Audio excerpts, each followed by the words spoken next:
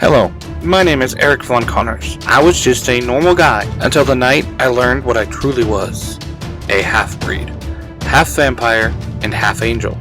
I had all their powers and none of their weaknesses. Save for one. The bloodlust. Call me Sparks. I'm a collective, a being destined to fight for the positivity of all life. I can control lightning, and I became a vessel for Fukaku, the demon god of destruction, one of the leaders of the Lost Dimension, the House of Pure Negativity.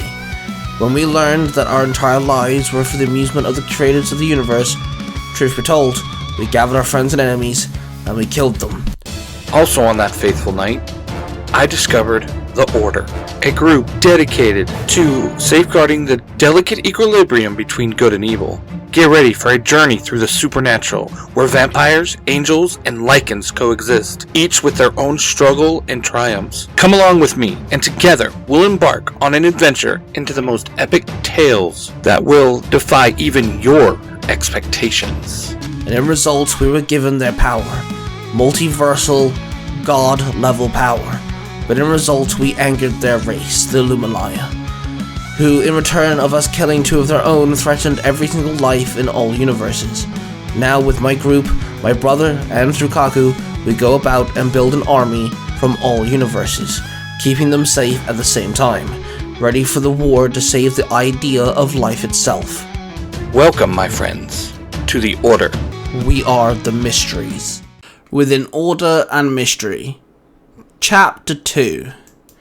Hypnotic Sense. Tasha, Van, and Bella strolled through an empty car park, heading back the way that Tasha came. She had done exactly what Eric had asked, contacted the Order, and let them know of the floating man in the sky, the one wearing red. She then rounded up Van and Bella, explained everything to them, and they all gathered their weapons and headed out. I can still smell him. It's really strong. Tasha sighed. What you got? Van asked his sister. Oh, I can sense something powerful. It's not like anything that I've ever sensed before. Bella sighed. She was confused by the strange sense that she was picking up, but at the same time, she was worried for her soulmate. Eric was the best person to have on your side in a fight, and she trusted him with every single fibre of her being. But there was a slight issue with Eric getting lost in his ways. He wouldn't stand for anyone's dictatorship and would protect every single person if he could, which usually got himself and everyone else into some form of trouble. Tasha suddenly got a whiff of werewolf, but it wasn't like a pack or a rogue. It wasn't like anything she'd ever smelled before. It was new. Her sense pricked up as the smell danced round her. She was curious. Her inner beast was now like a puppy going on a playdate with a new friend. She was excited and nervous all at once, and just wanted to run around and explore. She spun on her heel and looked around. Her eyes followed the invisible trail that enticed her. Then she saw a young man stood there across the car park. By this point, Van and Bella had also stopped walking and made their way back to Tasha. Tasha, come on, Van said, nudging her in the shoulder with the end of his shotgun. Hang on, Tasha said, holding up a finger to silence his incoming argument. She then took a step forward and stared at the man, who of course was staring back. His eyes were piercing yellow. Even from the few meters away, she could still see how piercing his eyes were. She knew that he was staring straight at her. Not just her, but her true self, the werewolf within. His breathing was elevated, visibly elevated. His face looked angry and confused all at the same time. Tasha was too busy studying him for a moment as the whiff of new werewolf scent hit her nose once again.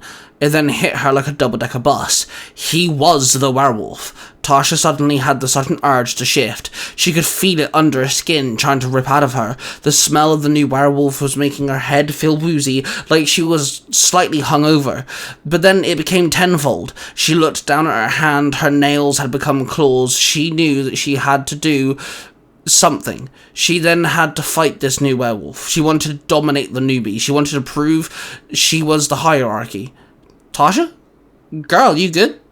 Bella asked her. Her words evaporated away. Tasha's eyes changed colour. She then ran forth and her body threw itself forward. She leapt over half the large empty car park. Her body exploded into her werewolf form. The young man mirrored her exact movements. He jumped forward as well and also exploded into a werewolf. Bella and Van stood there both stunned, not realising that he was a werewolf. Bella silently beat herself up. She was too focusing on the sensing of the floating man in the red coat. She didn't notice the werewolf stood there. Tasha was big, furry and brown, whereas the man's werewolf form was black. In certain light, the tips was a shade of brown. His body was muscle-packed, built more than Tasha, but she was nimble and moved more swiftly. They snapped their jaws and they swung their claws. Van took a step forward, ready to get involved, but Bella held her hand out to stop him. "Oi!" Van snapped. "Hang on, something's different about this werewolf," Bella muttered. "It's just a big black werewolf," Van mumbled. No. I saw the way Tasha was staring at him, the way that she went after him. She can smell it too. Something's off about this one. It's not evil, but I don't think it's from here. I don't know what it is," Bella said curiously. Tasha jumped over the male werewolf and slashed his back. He grunted in pain. He quickly spun around and slapped her across the jaw with his upper hand, and then uppercut her across the face. She retaliated with a headbutt, then she bit into his shoulder, and he dug his claws into her stomach, forcing her to let go. The male then ran at Tasha, who jumped up and slammed her feet into his chest. Kicking him back, he slid across the car park, his claws ripping apart through the concrete. He then stood tall, growling ever so slightly as he did. They both ran at one another, when suddenly an arrow hit the ground between them and exploded with a flash. Both werewolves thrashed around as their senses of sight was clouded by white light. Bella and Van ran over when a man suddenly landed in front of them, holding two D50 pistols, aiming them both at Van and Tasha. "Easy, we just want the black werewolf," the man muttered. "The brown one is ours," Van grunted. "That's cool. We don't want to hurt anyone," the man replied. "Says the one holding guns on us," Bella snapped back. "He's carrying a shotgun with an axe-headed attachment," the man chuckled like he was impressed. "You good?" a voice said. Then in a glimmer of blue light, another man appeared. "Yeah," the gun wielder nodded. "I got Des," the second man told the first, and walked over to the black werewolf. Van swung his foot and managed to kick one of the guns out of the man's hands. He then aimed the second gun, but before he could pull the trigger, Bella muttered a spell as quickly and quietly as possible, and through her hands there was an unrelenting force that rippled from her palms, which hit the gun wielder and threw him across the car park, crashing on the concrete. Van cocked his shotgun and then aimed it at the boy in the blue jacket. He was talking to the black male werewolf. "Des, return to me, brother. Ease your mind," the man said softly. The black werewolf shifted back into the young man, only he was now without clothes. Van placed the tip of his shotgun against the man's back. "Okay, I got some questions. Who are you guys?" "What are you guys?" Van snapped. "Good question," the man chuckled. He then disappeared in a blue glimmer of light. Van stood there in shock. He spun around, shotgun aimed, when suddenly the man reappeared in the same glimmer of light, and he kicked Van's shotgun out of his hands. Van threw a punch and smacked the man right in the face, making him stagger backwards. Bella ran over to Tasha and ran her hand through the werewolf's fur. "Come on, Tash," she muttered. Bella sighed with relief as Tasha shifted back to normal, now in her skin-tight scuba top and shorts. She sat up slowly and Bella turned around and stood, marching over to the man in blue who was fighting Van. Then the gun wielder ran across the car park and tackled Bella off her feet, and he punched her in the face. She returned the favour by kneeing him in the stomach. "Guys, this is pointless. We need to get back to Sparks," the man in blue barked at the naked werewolf and the gun wielder. "We ain't letting you go.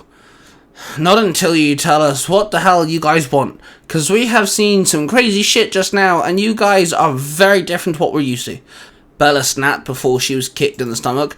"This is getting us nowhere," Van growled. He pulled out a knife and ran at the blue-coated man and swung the blade several times. The man in the blue coat dodged each strike with ease before grabbing Van's wrist and smacking him in the chest, making him stumble. Then, from the sky, a bolt of lightning ripped from the clouds and hit the car park. Everyone covered their faces with their arms as the lightning struck the concrete, scorching it. "Enough!" a voice bellowed. Then Eric landed on the ground in his vampire form with a young man in a red coat. Everyone looked at Eric and the man confused. Van, Bella, whoa! Stand down! These are not our enemies. Eric snapped. But babe, how do you know this? Bella barked out. I was shown a lot. Some forms of information that I can't quite explain in words, or colors, or sounds. But I promise you, these are not our enemies. We can trust them. Eric said to Bella as he cupped her hands in his. Van, Bella and Eric surrounded Tash and pulled her to her feet. The red-haired man walked over to the naked male and pulled him up to his feet as his body became vertically covered in new clothes. You good? The man with red hair asked. Yeah, the werewolf boy nodded. Then the four men grouped up. Suddenly 2 girls appeared in a glimmer of blue light after the one in blue waved his hand. One had sandy blonde hair, almost brown, and the other had bright green hair that draped down to her waist. Sparks, this is my team. We have the one and only my love, Bella, her brother, Van, and his partner, Tasha, the werewolf. We are a member of the Order. Our job is to keep the natural balance of life safe by keeping the supernatural world at bay. By keeping it, well, in order. Seriously, is that where the name came from? I never realized that. Eric explained. The redhead boy, known as Spark, scanned all of them with his eyes. Hello there. Sorry for just dropping by. We hail from another universe, where things seem to be vastly different, but apparently we have some things in common. Sparks replied, looking over to the werewolves. We are here because one of our own got kidnapped by someone who fled to this universe. I did not recognize his energy whatsoever, so I think he's from here, Sparks explained. The members of the Order looked at Eric, who nodded at them in confirmation. So what, we're just gonna help these strangers? Van barked. Yes, Van, we are helping. Sparks showed me what the guy was doing and what he looked like. And if he's from here, then he's automatically our problem. Eric replied. As Eric said, my name is Sparks. The one in the blue coat, that's Leo, he's my older brother. The lovely lady in the skirt is my wife Rose. The cowboy wannabe is Twilight, werewolf is Desmond, and Lady Legolas over there, that's Huntress. Do not ask her her actual name, Sparks explained. Nice to meet you, Leo nodded. Bella started asking Eric a question, but her voice was drowned out to Leo and Sparks, as they were now talking to each other telepathically. What's with the half and half pint of muscle? Leo asked his younger brother. I entered the universe and spent my time scanning for Stavcon, and I found him. He kind of found me, I guess, Sparks replied. His energy is not like the others. It's pure and tainted at the same time. Kind of like yours, Leo stated. In this universe, they have a chosen one, a vampire-angel hybrid. Eric is that chosen one. They even saved the world a few times, Sparks replied. And you scanned his memories? Leo asked. Of course I have. You really think I'm just going to trust some random winged vampire with the mysteries and not have his memory scanned first? Sparks asked back. Okay, fair enough. So now what? Leo asked. We need to find Stavcon. Mystery powers are our last resort. We can use their aid. Well, maybe. Hell, they seem pretty cool. Maybe we can have them make some new friends, Sparks suggested. Alright, bro. You lead the way, and I got your back, Leo replied. Both brothers looked at each other, and they both shared a half a grin. Do I get a vote? Thrukaku butted in. No. Both Leo and Sparks both barked in their minds. Stupid humans, Thrukaku muttered. You got Twilight duty, Sparks told his brother. Yeah, I'll watch him. Just do me a favour and keep me in the loop, okay? Our mental link is multiversal now, so there's no excuse, Leo demanded. Yeah, I promise, Sparks said. Sparks often jumped in with a plan without hesitation, and he was the smartest person Leo knew, but they were now in unknown territory. Sparks and Leo turned their attention to the group in front of them. Thank you for allowing us to work with you, Leo told the Order. Thank your brother. He's very convincing. Eric nodded. I still don't like this, Van muttered. Hey, keep talking and I'll make sure we start round 2, Twilight snapped. Oi, Twilight, pack it in, man, Leo ordered. Ha ha, Van mocked. Van, you listening? Van, that goes for you too. We have to work together here. This guy is dangerous, Eric demanded. What does that mean? Bella asked him, placing her hand on her lover's shoulder. Sparks showed me the guy taking their friend. I recognized the stamp on his arm. It was faded, but vampire sight, I recognized it. It's the stamp of patients in the Mill Sun Psychiatric Hospital on the outskirts of LA. This guy was a patient there. Maybe we check it out and see if we can at least find some information on the guy. Eric explained. Sounds like a plan, Tasha mumbled. Best to leave the mutts behind. They look like they could use a rest. Eric suggested. Best we don't all go. This is slightly uneasy mental hospital we're talking about. Bella nodded. Good. Twilight can get to know Van and take Rose and the werewolf somewhere safe, while myself, Eric, Bella, Leo and Huntress, we can go find out this mental hospital, Sparks suggested. Both Twilight and Van opened their mouths ready to argue when Eric clapped his hands once, silencing them both. We have somewhere they can all go. Van, behave. Now, let's go.